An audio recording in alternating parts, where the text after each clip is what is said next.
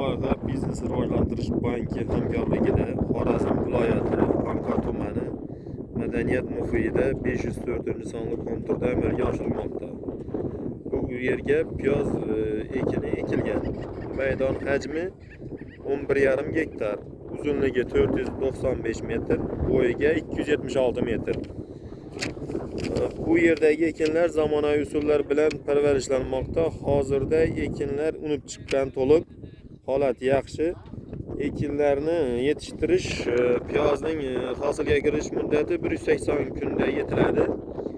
Yetishtirish jarayonida sug'oriladi, tabiiy va mineral o'g'itlar bilan oziqlantiriladi. Ushbu loyihada 57 ta dehqon xo'jaliklari biriktirilgan. Har bir dehqon xo'jaligi uchun o'rtacha 20 sotixdan yer maydonlari to'g'ri keladi. Loyihaning samarali amalga oshirilishi uchun Birobo Agro xizmat ishlab chiqarish kooperativi biriktirilgan. Ushbu loyiha bo'yicha har bir gektardan 250 sentnerdan jami 300 tonna hosil olish rejalashtirilgan. Mazkur ekin yig'ishtirilgandan so'ng ikkinchi ekinga ham yuqori daromadli ekin turini ekish orqali yer egalarining daromadlarini yanada oshirish ko'zda tutilgan.